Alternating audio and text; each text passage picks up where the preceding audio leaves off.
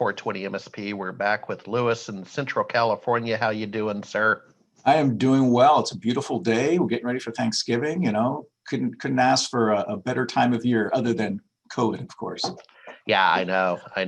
Don't go there. Yeah, my Thanksgiving plans have changed. Unfortunately, I was actually going to be down by you in San Luis Obispo, and Oh yeah, it's not advisable no, to travel right now, and that's unfortunate. But more importantly, you know, you're a big community guy. I mean, I met you at the Channel Pro events, and you're on stage, and you give freely of your advice and time, and now I'm connected with you over at the RSPA. That's gorspa.org. Jim Roddy, the trade association for point of sale VARs and resellers. And yesterday we had our second cannabis community SIG. We used to call them SIGs back in the user group I days. remember that. Yeah. And what was your take? I mean, I have my own positive opinions, but let's get an independent view. Is a 1 hour meeting takeaways? Yeah. So for me, it was really valuable because you're bringing together VARs and vendors and other people who have a stake in this industry of, trying to develop a community that supports the cannabis industries, in particular the dispensaries. And as we know, right, the big winner in the last election wasn't Joe Biden, it was cannabis. And there's a number of states that have legalized it in some form or another. And that really is just the trend that will continue to develop, which means that there's this huge opportunity for those of us who have, basically grown up serving those small companies and small businesses, which is what really a lot of these cannabis dispensaries are. They're not, most of them aren't huge No. conglomerates. They're literally mom and pop stores to a large extent. And these folks need our help because everything that they do is so technology driven, from the manufacturing side where we do a lot of work, all the way through distribution and the dispensaries. It's very automated.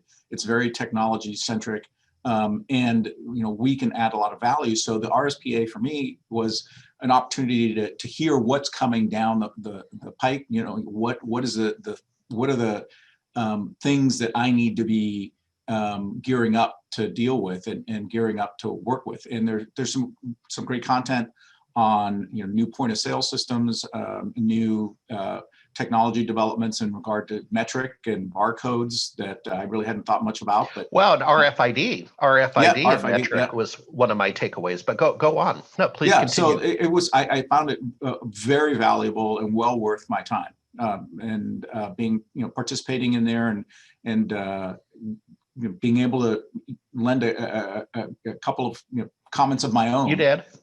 To a large group of people that that's tough when you have 30, 40 people in a Zoom meeting, and everybody wants to get their say. But it's great because I prefer to listen and learn rather than speak and dominate a meeting. So it was very good for me. Yeah, and no, I appreciate that, folks. The next one is December 15th. It's a 1 hour meeting, typically midday Pacific, and you can get more information. Reach out to Jim Roddy at the site, the RSPA site. That's gorspa.org. Tell him Lewis and Harry sent you, and I'm sure he'll find a way to get you into the meeting to check it out and see if you'd like to join the trade group.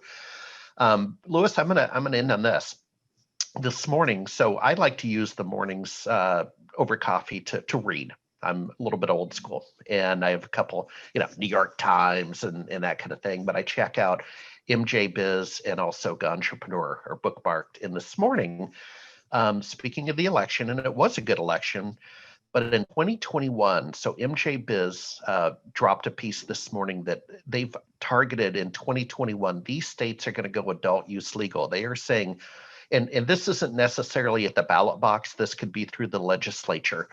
Great article. So we're talking New Mexico, Pennsylvania, Maryland, Connecticut, and fasten your seatbelt, New York. Wow, that would be huge. Yeah. I mean, California is a huge market, but New York is just as large, and if you legalized it there, it would be a real. Well, I'm not surprised. I mean, I think it's just become, the stigma has disappeared, and people realize, absolutely. and governments realize there's money to be made in taxing it. So they're going to be going for the gold when it comes to cannabis. Yeah, and that's what the article was about. And you'll recall my contribution yesterday at the RSPA Cannabis Community Meeting, because one of the agenda items was the election, and I'm not qualified to speak on all 5 states that had some form of legalization November 3rd, but I am qualified to talk about New Jersey because one of our SMB Nation members, 20 years MSP by day, still carrying the bag, is in his 6th year elected to the New Jersey Assembly, and he, along with his colleague, were behind the scenes driving that legalization. Right, he's one of the key stakeholders that worked through the legislative process and then the electoral process. Joseph Danielson. So, Lewis, it's happening even quicker than I thought. Yeah. Things tend to happen faster than we think. It's especially as you get older, time flies faster. So it's not surprising, and it's quite frankly, I think, from a both social and societal